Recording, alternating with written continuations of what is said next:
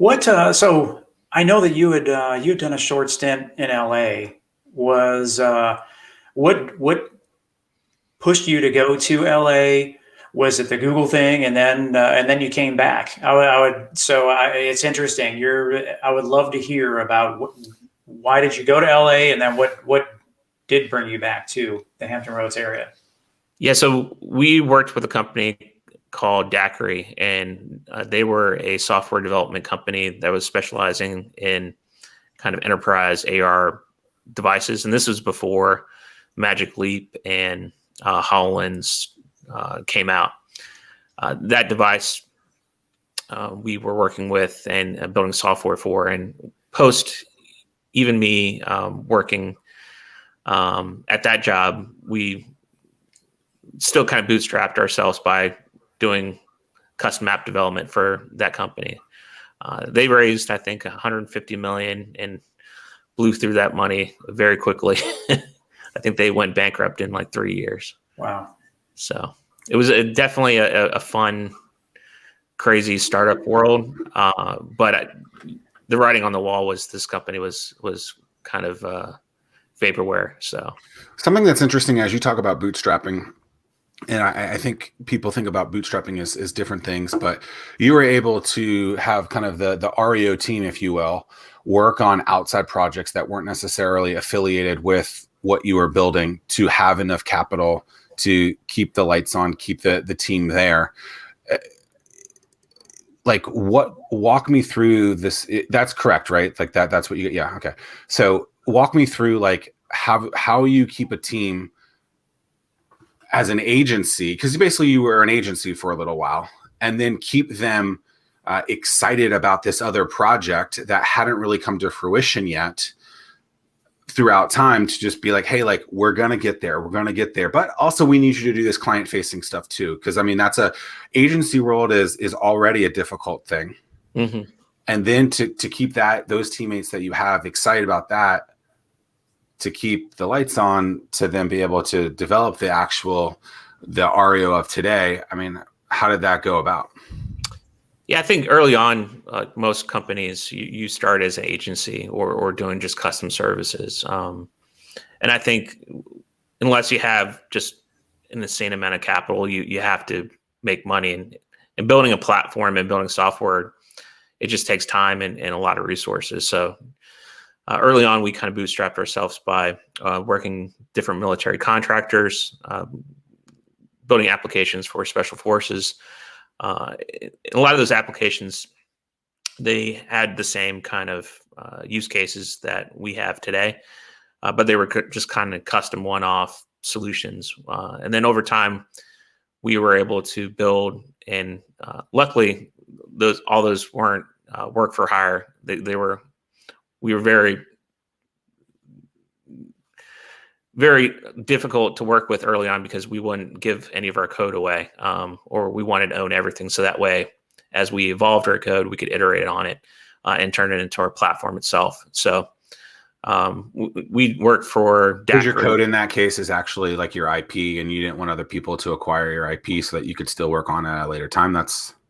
Yeah, like, you build something custom for these companies and they'll just take it. And most likely, they probably won't know what to do with it anyway, since we were developing pretty much custom kind of leading edge technologies. We were able to have contracts that didn't allow us to give over the code post that work. But we worked for just kind of building custom solutions for companies, it being Daiquiri as a service provider for them. So they would provide us like runoff work as they had clients that they couldn't keep up with. So we built custom things for Emerson. And then we worked with contractors on BA systems, and we spent about a year pretty much doing all BA systems, AR, VR. So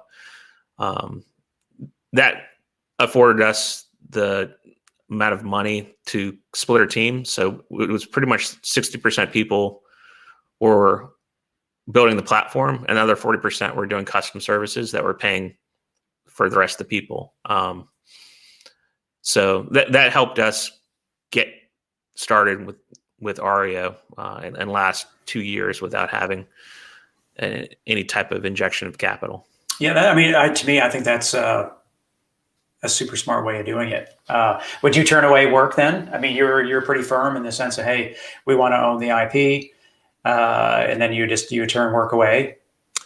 Yeah, the good thing is that we could turn it away and they would come back, because we were doing so custom things and there was not many people that could develop the levels of that we could develop in the timeframes that these customers wanted. So we would say no. And then 2, 3, 4 months later, they would be like, all right, I need it. Let's move forward. You as a CEO then, or somebody, I guess, is sitting in the background saying, okay, we need a couple more pieces so that we have enough of a foundation that we can break away from doing custom work and then fully develop the platform. Is that kind of how everything went down? Yeah, at one point in 2018, we started really transitioning to the platform itself. The first 2 years we're just kind of bootstrapping, building, doing whatever things were still AR, but would pay the bills that we could still own the code on. And that was kind of a myriad of things. It was custom work for other companies, building trade show kind of AR advertising, to even doing custom solutions for Dominion or other companies. That was great, but the problem with all that stuff is just the churn of that. You're just building one custom thing. Sure. You're not really iterating on one single product. So over time, are you building the Ario of today back then during all that? The foundation of that stuff is pretty much kind of the same. When you look at advertising stuff, that didn't really transfer one-to-one, but some of the custom work we did for Emerson around visualizing IoT equipment and sensors, that kind of stuff has translated over even today. But I think now that we've moved to a platform itself, now we're a traditional SaaS company, and the platform itself is able to allow any individual to do what we did 5 years ago without us having to do any of the work. Are you stuck at your home office, socially distanced coffee shop, or your fancy all bricked out corner office, wondering why no one can see your business and sales are all over the place? Sounds like you need a pro. That's why I developed the Anomaly Academy. Insert clever copy here. Oh, I guess I was supposed to put something else there. Oops. You can grab access to the Anomaly Academy now at zackmillersays.com/Anomaly Academy.